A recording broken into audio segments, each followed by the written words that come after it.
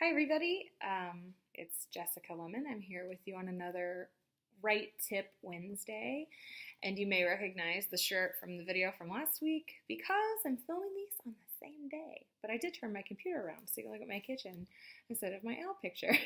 So, a little bit of variety for you. Last week, I shared a bit about editing and the trick to make your edits go smoother or feel faster or be more rewarding. This week I wanted to share how to tackle a round one edit. And a round one edit is the very first time you receive the manuscript back with your editor's notes. So it may have been a while since you read it. You may get an editorial letter, you may not. You may have 100 million little bubbles on your manuscript with notes and suggestions, and you may just have a few. And for me, The Bastard Billionaire is my 15th book that I'm editing and writing. So I've been through this a few times, not as many as some, but more than others. And I just wanted to share that the anxiety from getting a round one edit has lessened, but it hasn't disappeared for me. So I always get nervous because where do you start? It's like eating the proverbial elephant, right? So when you get that letter back, what do you do first? Here's what I did first. I did lists, lots of lists. I got out my pretty Erin Condren notebook and I made checklists, and I have it here. So let me grab it for you. Sorry. Like unprepared. Okay. So what I did was from the letter, I just did like broad notes from the letter. And some of these are what my editor wrote. Others are ideas I had while reading them. If she said, like, can you show more of Eli's emotions in this scene? And I kind of wrote an idea under it about how I could do that in the scene. I also made notes that I could actually check off from the manuscript itself, from the little notations that she left. That way I could kind of have a sense of, did I do that? I might not follow that exactly while I'm editing, but I'll look back every chapter or so and go, okay, did I execute that correctly?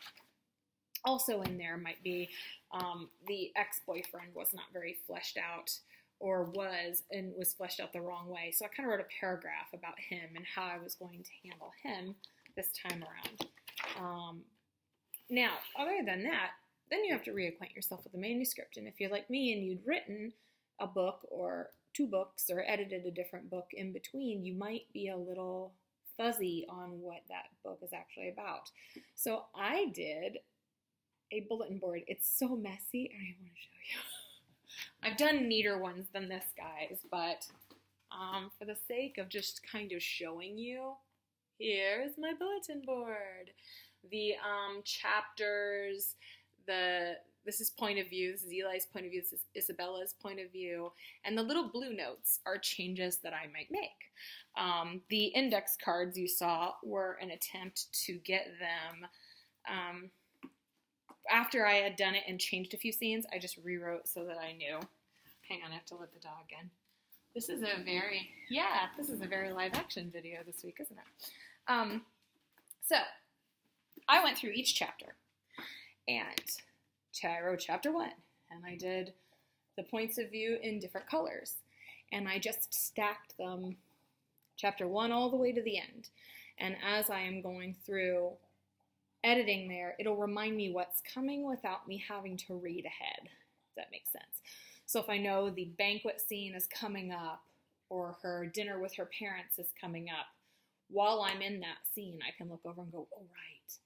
And then I'll get an idea also from the checklist, oh, right, she said that, I don't know, maybe the parents were a little harsh, so, or Isabella seemed a little weak in that scene. So how could I strengthen her going into that scene, moving forward?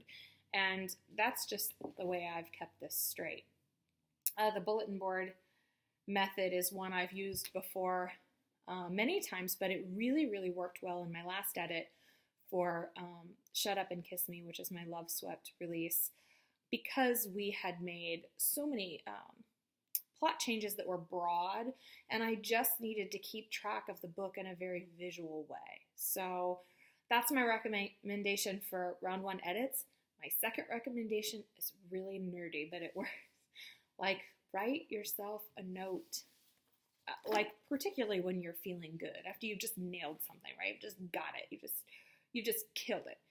Because you will forget that you can do it, but you can.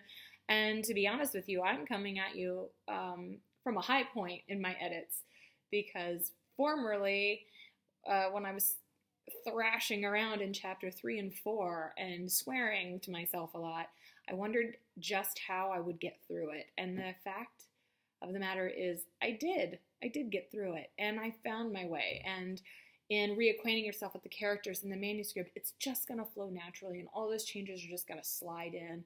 And some of them required cutting, and a lot of them required rewrites. And I'm just going through methodically 2 chapters a day, checking it off my list, and knowing that I'll have another edit or copy edit to really smooth this out. But already it's coming along so beautifully, and I can't wait for you to read The Bastard Billionaire.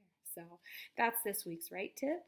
And I don't know when I'll be back, but definitely on a Wednesday, and I'll put it in my calendar and try to think of anything else I could share with you guys that is helpful. If you have questions, please let me know. You can email me at jessica@jessicalemmon.com, or just visit jessicalemmon.com and click contact and send me a note there. I'll talk to you guys soon. Thank you so much for watching. Bye-bye.